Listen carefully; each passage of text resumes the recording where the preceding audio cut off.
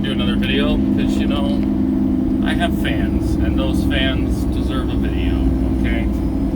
Just entered the United States of America, headed for Pendergrass, Georgia.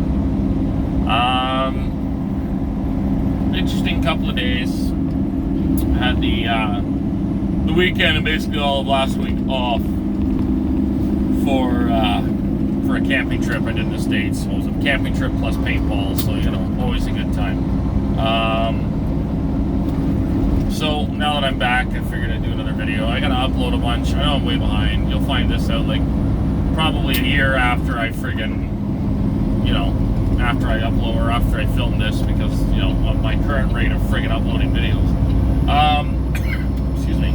I also am running the AC, which means I'm coughing like an asshole, which, you know, whatever, deal with it. So I've had a rather long day that kind of really shouldn't have been anywhere near as long as it was. It's kind of making me second guess whether I want to do any more fucking loads for ADM anymore.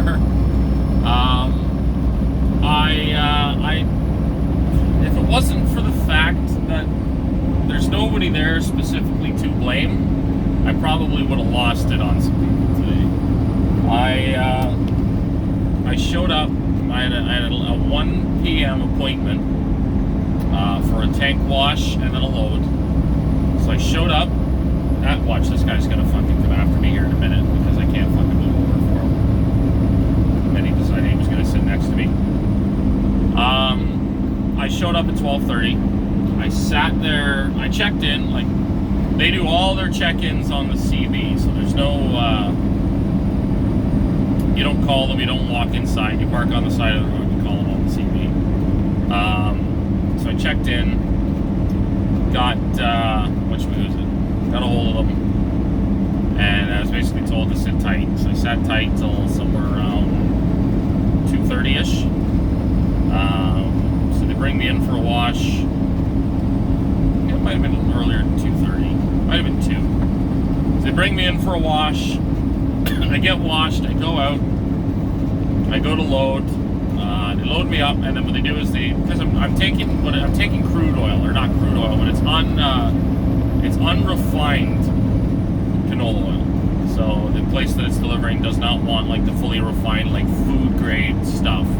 So while this is still food grade, it's got a fair bit more to go before it's something you'd like, you know, put in your pot before you throw some stir fry in there, right? So then because you fill outside, there's no scale. They bring you inside, scale you, and if you're a little under, they top you off with the food grade stuff because it's the same shit. It's just you can't put the unrefined in with refined, but you can put refined in with unrefined, if that makes any sense. This ought to get fucking squirrely. I'm sure this guy just doesn't want to fucking hit that go pedal. Jesus fucking Christ, people. They cut off the fucking FedEx truck so that guy couldn't fucking kill himself. Oh, Jesus Christ, now my fucking glasses are hitting my fucking phone. This stuff's also like super, super sloshy. So it's all over the fucking place. The truck just feels like it's constantly fucking bouncing and moving. So I get loaded. I get in. They top me off, and as he finishes top me off, he says, "I got some bad news, buddy. It's like the oil we gave you. There's a problem with it. It failed the tests. So we're gonna have to completely unload you, and then reload you, and do the process all over again." So they're like, "Holy fuck, okay." So they unload me, they reload me. I go through the whole process. I got ahead of myself too. I forgot to mention the security guard was a fucking massive dickhead when I showed up. Came in, showed up, and when I had initially shown up, I basically on the radio, you know, ADM security. This is Royal Tank Lines here for a 1 p.m. wash and pickup.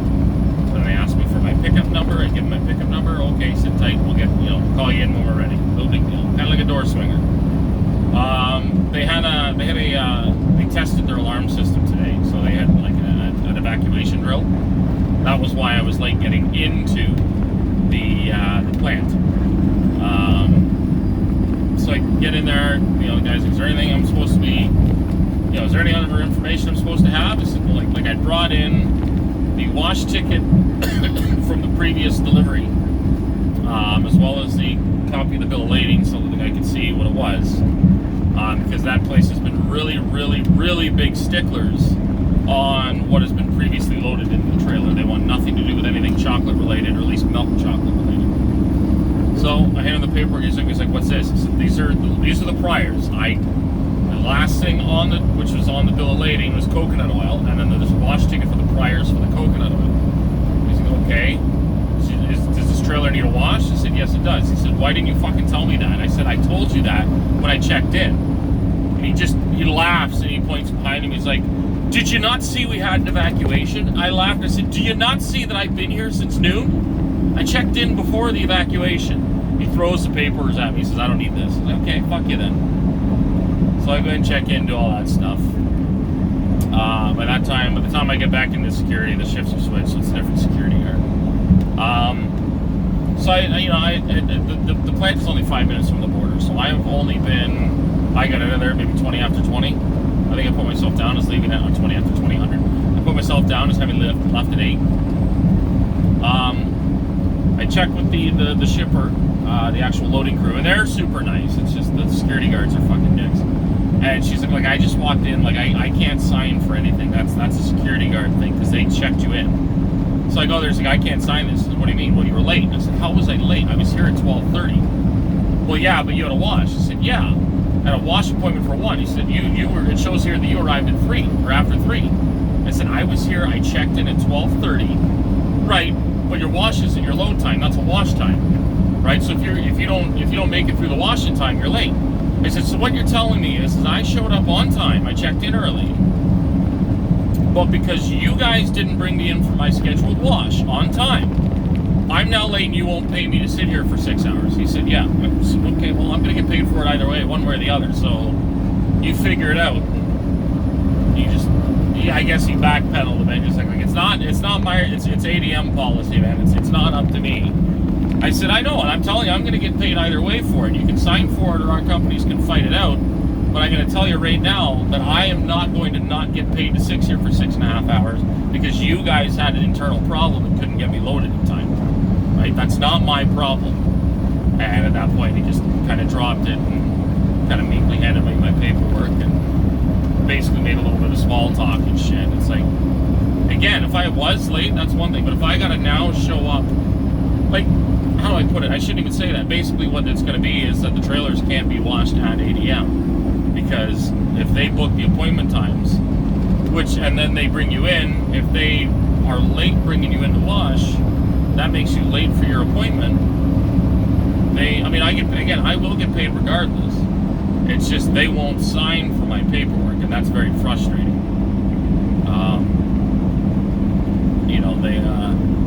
99% of all places we go to are super easy to work with.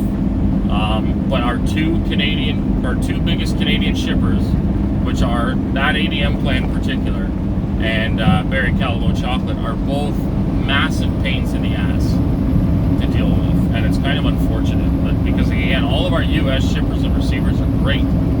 It's our two main Canadian ones. They either have this idea in their head that they have us by the balls.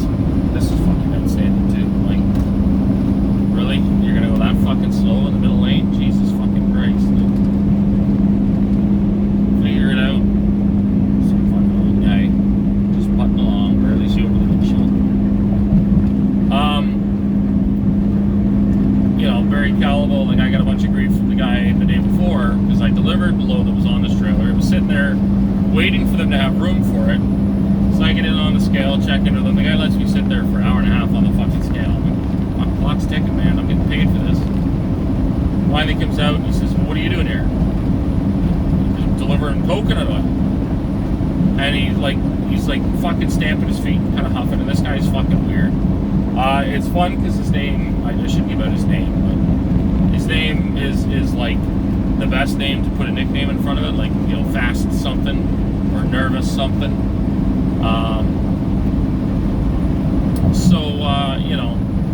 Call him Nelly for now. Nervous Nelly, and he's super fucking nervous all the time. He's fucking fidgety and like not like he's more like somebody that has like been beaten so hard that he's just terrified of fucking being wrong or doing something wrong, rather than like somebody who's like tweaking on drugs or anything. He's just weird, really, really weird. So he, what do we got here? Rear ender bender, something like that. Yeah, he's, well, I don't, you know, there's another guy showed up after me. He's sitting there waiting to turn line to use the scale, so we've been shooting the shit. Well, I'm gonna get this guy first. I mean, you guys are paying me to sit here. Well, I don't know about that. I don't think we do that. And I said, you are doing that, whether you like it or not. Well, okay, I think we got room for both of you, so we'll send you to the back. It's like, sure you will. Like it's they're kind of starting to treat drivers like door swingers, or like tank drivers like door swingers, and it's like, no. If I wanted to be treated that way, I would go do that kind of work, right? What I do is more difficult in terms of the driving, right? There's more to think about. There's more to worry about. It's in my contract, and I get paid for those hours I sit around waiting. If you want me to wait, then you guys are paying for it, right? So they got me in and unloaded me, and the guy just he wouldn't talk to me, like he pointed things rather than saying shit. It's like, really? And again, every other loader on like staff or like shipping receiving member there is amazing. It's just that one guy, and he's the guy that seems to be always on duty when I show up. Right? Like I said, I've had a couple times with other guys and they're fucking great. It's the same with ADM. Like the loading crew is fine. Like one guy I dealt with today is maybe not. Well, he warms up to you. It was a little bit cold at first, but then by the end of it, we were shooting the shit. The girl that takes over for him is like super friendly and like super cute. So it's kind of like, you know, I quite like it when she's the one there. There's a little old Asian guy who I haven't really talked to. The only thing I know about him for sure is that nobody can understand anything he says. And because they do all the work on the CB, you're really, really, like, I'm going to be fucked whenever I actually have him tell me where to go on the CB. Right? And again, it's nothing against the guy. His accent is too thick for me to understand on the CB. I'm half deaf. I have a hard enough time understanding the CB when it's a native English speaker on it. So,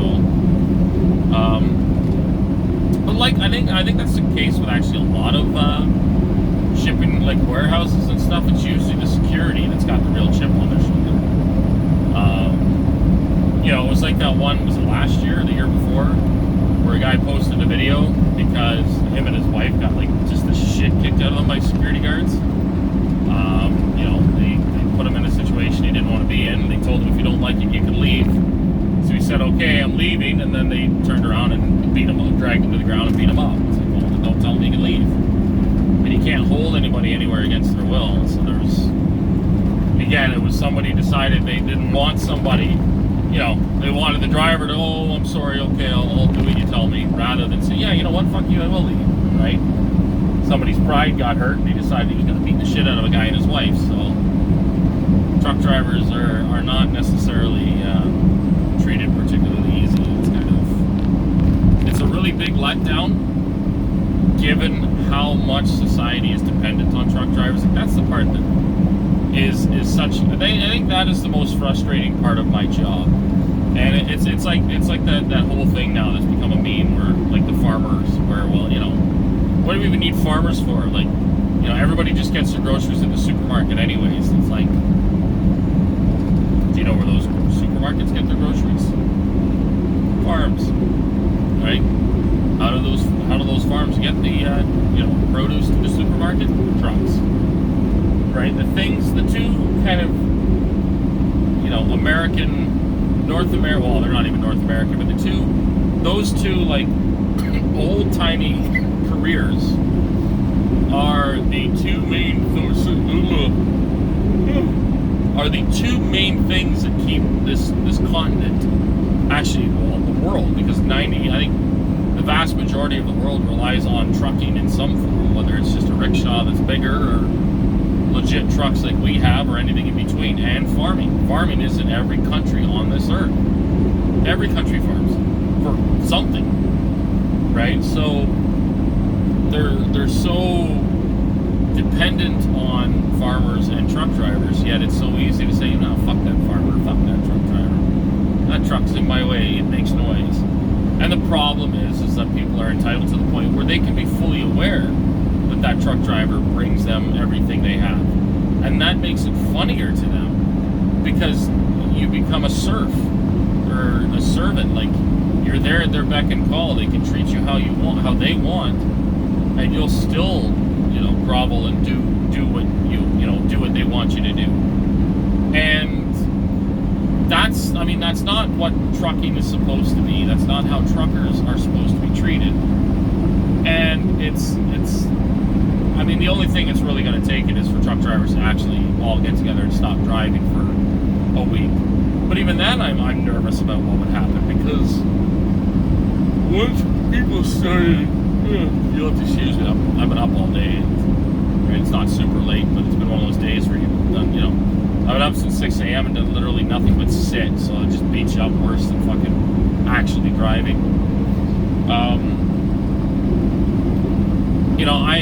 Once people started dying from the shortages, I wouldn't put it past people to start lynching truck drivers, to start blaming the truck driver for their problems. Right? We're the ones that went on strike, so we're the ones that are the bad guys. I wouldn't be surprised to see truck drivers either forced to work as indentured servants, or killed off and had their property distributed to somebody else. People are cold. People are pretty despicable,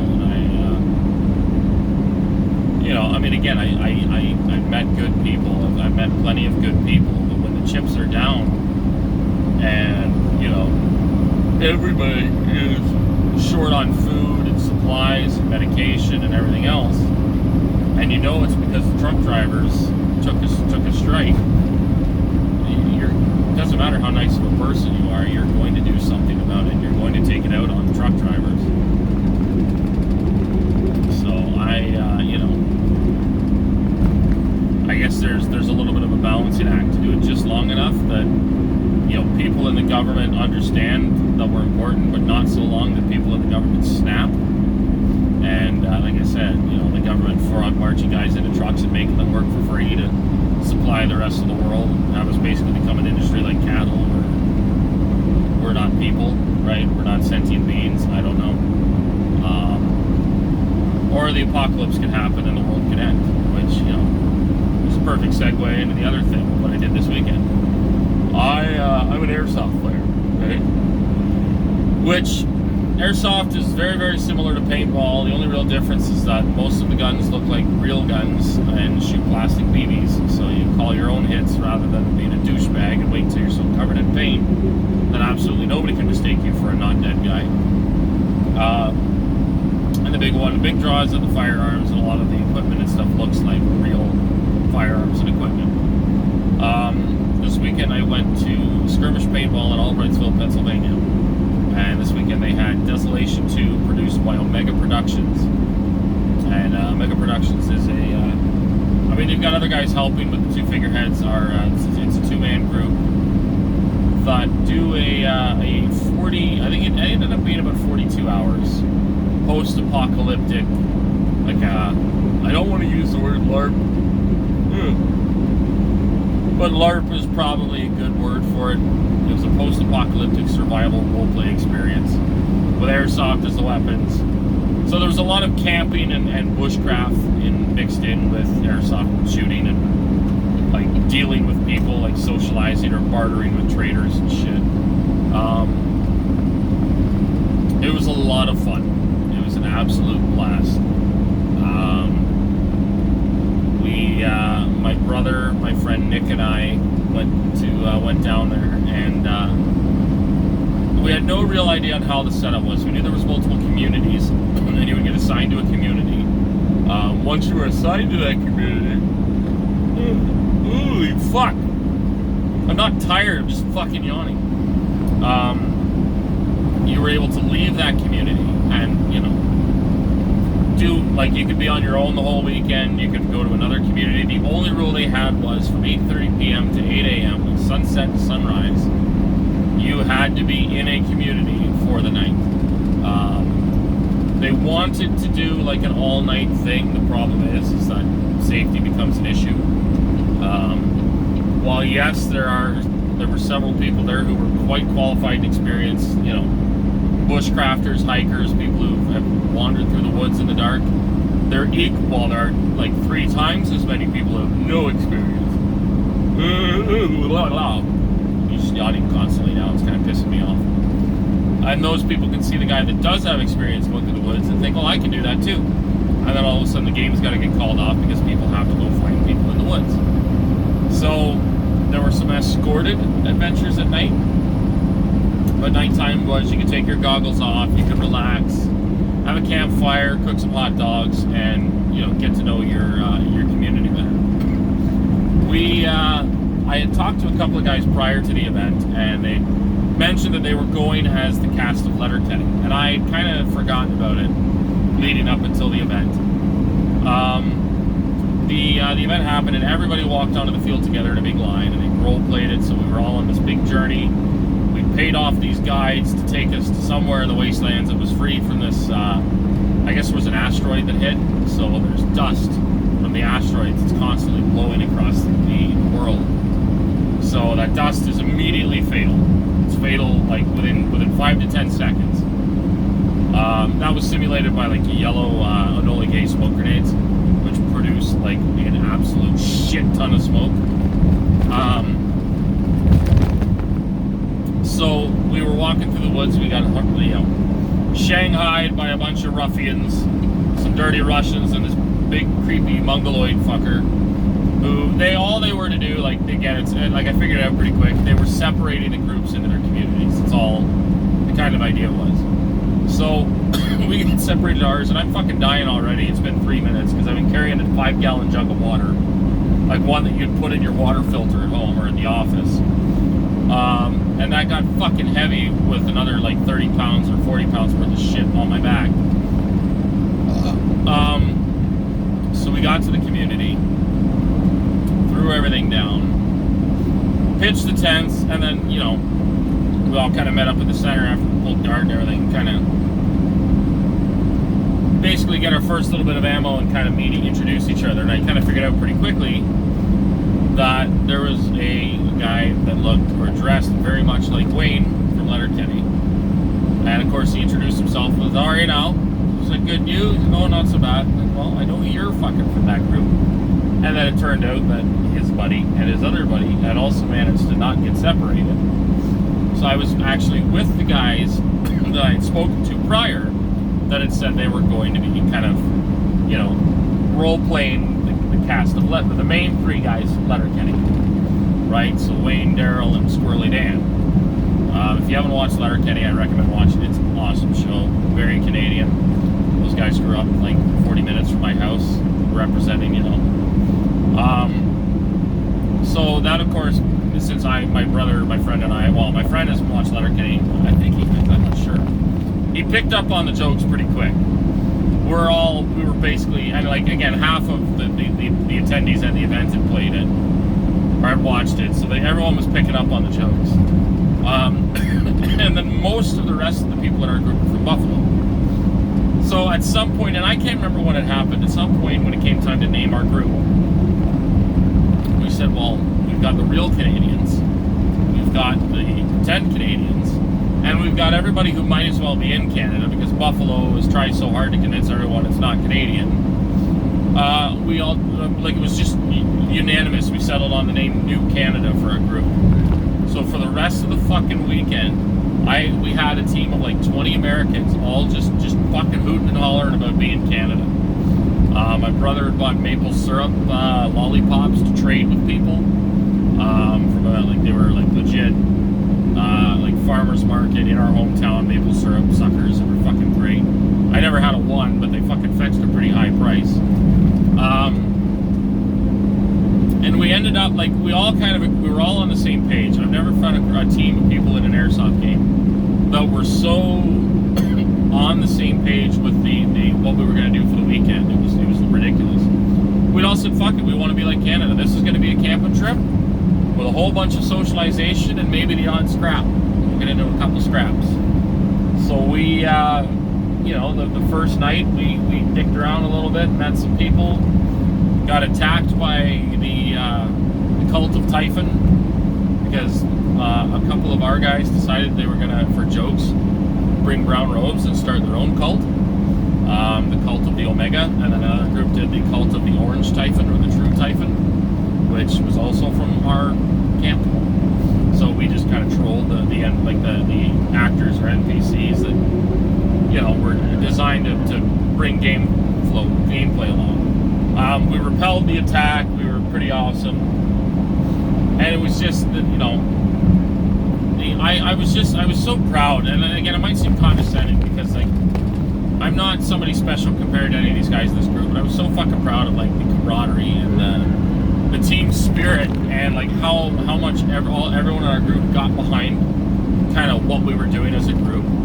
We all became fast friends. Not a single person in our group was stuck out at all in any sort of negative way. In fact, I think 90% of them are now my friends on Facebook. We're already talking about going to the next event in September. Saturday was a fucking hoot. We did all kinds of running around and trading. Saturday night, the main trader, which anybody who plays airsoft might know, Eric or E-House from Gun Gamers. He's the trader. Well, he was kidnapped by the cultists. So we had all the communities had to put their differences aside. It was a big stage thing. We had a big escorted walk out to this huge fucking field. This paintball field is enormous. Skirmish is huge. There was a full-size medieval fucking castle on the property with a big bunch of fucking bunkers and fields in front of it. And of course, they'd taken him to the castle. We had to storm the castle. And it's the same. To listen to 25 mostly Americans charge through the field, screaming at the top of their lungs a bastardized version of the Canadian national anthem, while we fucking run to the castle and fucking shoot and get shot at and just fucking scream and yell. I had tears in my fucking eyes. It was just so fucking fun. So great. So then the end of the Sunday, we, a couple of guys, a bunch of guys from our community, I kind of missed the conversation. They walked into the main town. There was a full town with 5 or 6, or might have been closer to 10. There were about 10 buildings in total. About half of them were 2 to 3 story buildings. Whilst in the town, there were 4 NPCs there. Leveled their guns at him, kicked him out, and declared the town New Toronto. All without any of the real Canadians present, and I was so fucking proud. So then, of course, the NPCs tried to kick us out. And then all 3 communities decided to charge and kick the NPCs out for one last hurrah.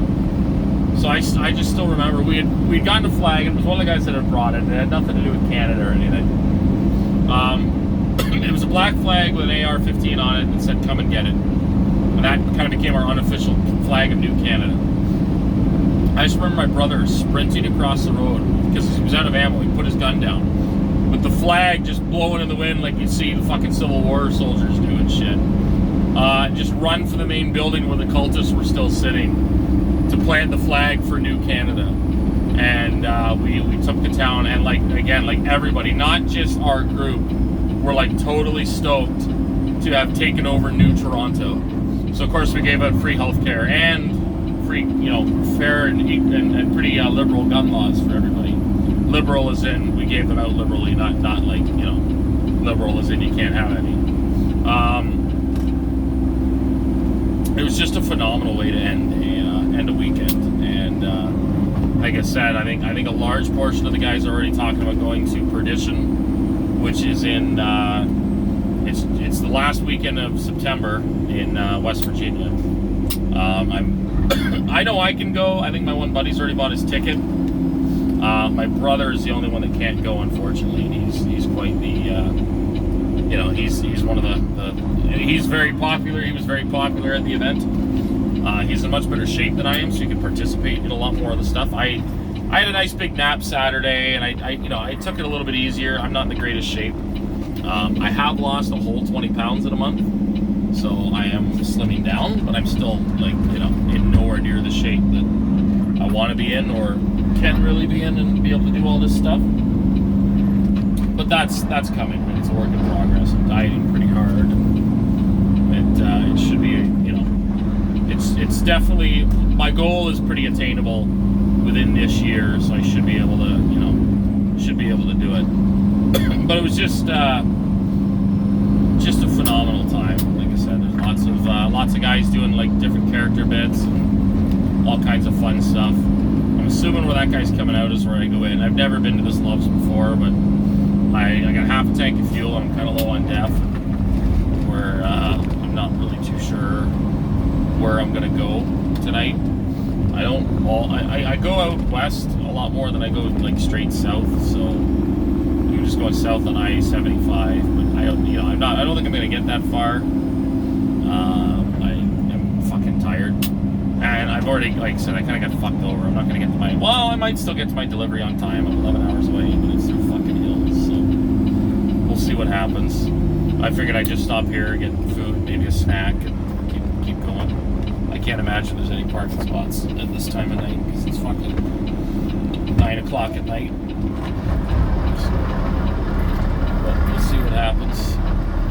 I mean, if there's a couple of spots I can weasel my way into, maybe I'll call it a night here. I'm not sure. No, I was about to call that a spot, but that's a drop trailer. Oh no, yeah, that's just a rampway. I mean, again, it doesn't really matter. I'll get fuel and hit up a rest area. I'm usually pretty lucky with rest areas, so we'll see what happens. We gotta wait in line for fucking fuel, which is absolute garbage. Oh yeah, yep. Fucking 9 o'clock at night, everybody's getting home. Yeah, nope, everybody's getting fuel 9 o'clock at night. Oh, if I can get into this fucking first lane, I can get right in there right away. See how that goes. So yeah, this truck stop's pretty full. Back there, it's hard to tell. I mean, I tend to have an advantage because I prefer spots farther away from the building, so you know, the back row is usually more open, but I'm not even gonna bother with it tonight. And then of course there's always a spot that's taken up by a fucking car. Like, why? Saving fucking spots like an asshole. I don't know what this guy's fucking doing either. That guy's probably going to try to get into the spot that I'm going for. Unless I lost that spot already. Was it for this fucking guy? Yeah, it was. Damn it. Oh, shit. He backed up. The guy fucking pulled away. Let's see. I don't know if that was the tire pass. No, it wasn't. Fuck yeah. Both these fucking spots were open. Why the fuck did I get back out of the way? Watch, I'm going to discover that the fucking spot's fucked.